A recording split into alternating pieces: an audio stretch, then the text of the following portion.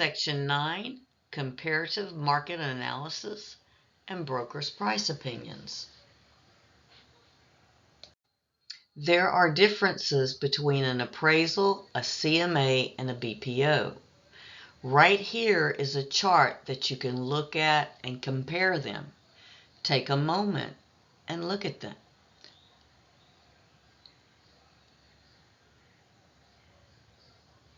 All right.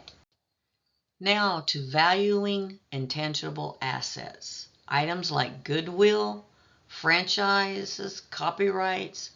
Methods of valuation include excess profits approach and market residual approach. Obtaining comparables. MLS records, that's the most convenient and the most comprehensive.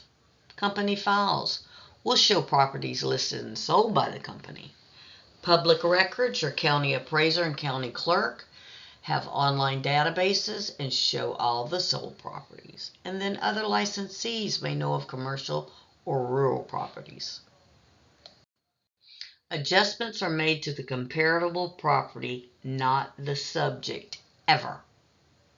CIA and CBS, if the comparable is inferior, you're going to add. If the comparable is better, you're going to subtract. For some important elements of comparison. Location. Don't go outside the neighborhood.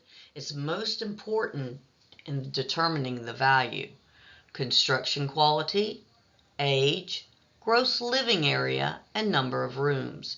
Don't double adjust with the gross living area. Categories for comparables: sold, for sale, and expireds.